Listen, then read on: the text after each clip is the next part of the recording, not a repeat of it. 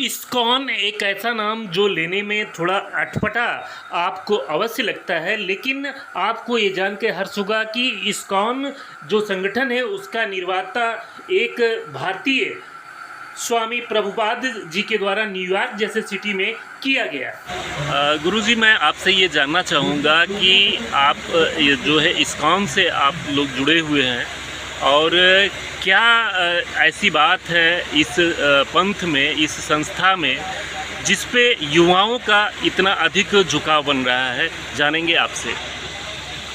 देखिए, हमारा ऑब्जर्वेशन जहाँ तक है कि जो यूथ फोर्स है, जो यंग लॉट है, वो लोगों को तत्व से इंटरेस्ट है, तत्व जानना चाहते हैं, तत्वतः चीज़ों को जानना चाहते हैं। तो इस्कॉन में उनको मालूम पड़ता है कि यहाँ पर हमको तत्व प्रदान किया जा रहा है और इसीलिए तत्व की चाहत में वो इस्कॉन की तरफ झुकते हैं, इस्कॉन की तरफ आगे बढ़ते हैं। जो लोगों को तत्व विभ्रम से बचाया जाता है, इस्कॉन में लोगों को तत्व विभ्रम से, यानी तत्व को लेकर के किसी भी प्रकार के कन्फ्यूजन से लोगों को बचाया जाता है। उस तरह का ज्ञान दिया जाता है जिससे कि वो लोग अनेक प्रकार के जो भ्रमित चीज़ें हैं, जो रियलिटी के परे हैं, ऐसे चीज़ों से वो बच सकते हैं। इसलिए लोग जो है सच्चाई की ओर झुकना चाहते हैं, सच्चाई को स्वीकार करना चाहते हैं, तो वो लोग इस्कॉन की तरफ निश्चित रूप से झुकते हैं। कुछ ऐसा भी माना जाता है कि पश्चिमी सभ्यता के कारण युवाओं का झुकाव बन रहा है, या कुछ और भी बातें हैं?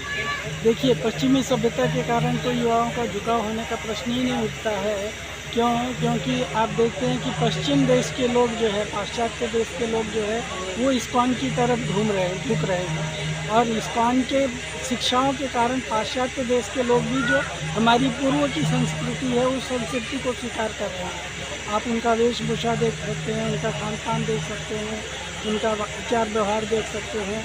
वो इस्कॉन के जो सिद्धांत है, इस्कॉन की जो फिलॉसफी है, दर्शन है, उसकी तरफ वो झुकाव करते हैं। तो इसलिए ये कहना ठीक नहीं है कि हम पाश्चात्य देशों की ओर हम मुड़ रहे हैं और हम इस्कॉन में पाश्चात्य संस्कृति से नहीं, हम इस्कॉन के अंदर जो वैदिक संस्कृति है, उस संस्कृति का पठन पाठन कर रहे हैं। क्या प्रारंभिक जो है ज्ञान इसमें दिया जाता है और किस तरह इसमें जुड़ने का जो है पद्धति है, कैसे जुड़ सकते हैं, कैसे लोग जुड़ते हैं? देखिए, आध्यात्म से संबंधित यहाँ पे स्क्रैच से लेकर के पिनाकल तक का ज्ञान दिया जाता है। स्क्रैच मतलब होता है जो एकदम प्रारंभिक ज्ञान होता है, जिसको हम एलिमेंट्री नॉलेज कहते हैं। एलिमेंट्री ज्ञान से लेकर के हमको शिखर का ज्ञान तक दिया जाता है, जो हाईएस्ट नॉलेज है। क्योंकि वैदिक संस्कृति में जो ज्ञान का विधा है, वो विधा भगवान ने स्वयं भगवद गीता में कहा है। भगवान ने भगवद गीता में क्या कहा है कि ज्ञानम तेग सविज्ञानम इदम वक्ष्यामि अशेषतः यज्ञात्वा भूय अन्यो ज्ञातव्य अवशिष्यते। कि जो एक बार भगवद गीता के ज्ञान को समझ जाता है, उसको ज्ञान के बारे में और कुछ जानने के लिए इस भौतिक जगत में शेष नहीं रह जाता। तो ये ज्ञान का पिनाकल है, राइट। और ज्ञान का जो आरंभिक अवस्था है, भक्ति कैसे की जानी चाहिए, भक्ति के मार्ग में कैसे आगे बढ़ना चाहिए, भक्ति का मार्ग वास्तव में है क्या, योग क्या है, इन सब चीज़ों के बारे में ये आरंभिक ज्ञान जो है उसको लोगों को सिखाया जाए। कुछ ऐसी भी बातें हो सकती हैं कि जो युवा हैं, जो शिक्षित हैं और जो एक अच्छे प्रोफेशन में हैं, उनका झुकाव इसलिए भी बन पाता है कि जो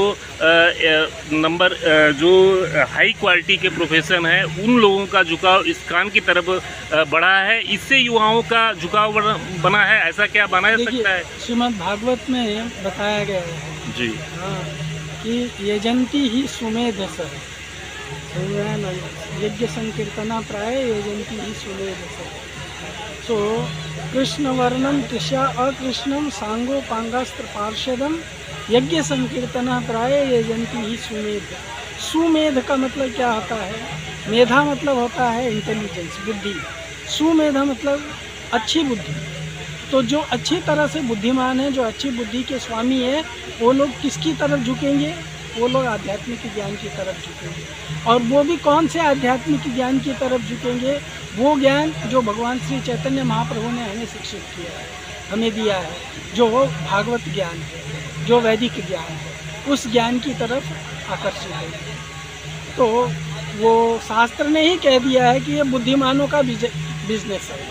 समझ में आया ना, ये बुद्धिमानों का बिजनेस है। हमारे तुकाराम महाराज जी भी कहते हैं हाँ कि ये जो भागवत विधि का ज्ञान है, ये जो किसका ज्ञान है, इंटेलिजेंट लोगों का ज्ञान है। ये जाति के जी क्या कहा है, ये मूर्ख लोगों का काम नहीं है।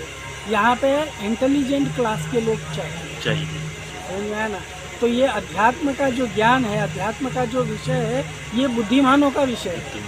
पढ़ा लिखा इम्पोर्टेंट नहीं है, बुद्धि इम्पोर्टेंट है। अक्षर ज्ञान की बात नहीं कर रहे हैं। जी समझ में आया ना। जिनके अंदर विवेक बुद्धि है, हाँ, उनका कार्य है। एरिया का 12 इंच का काम है। जो मूर्ख कैटेगरी के लोग हैं, पागल लोग हैं, ऐसे लोगों का ये कार्य नहीं। धन्यवाद गुरुजी।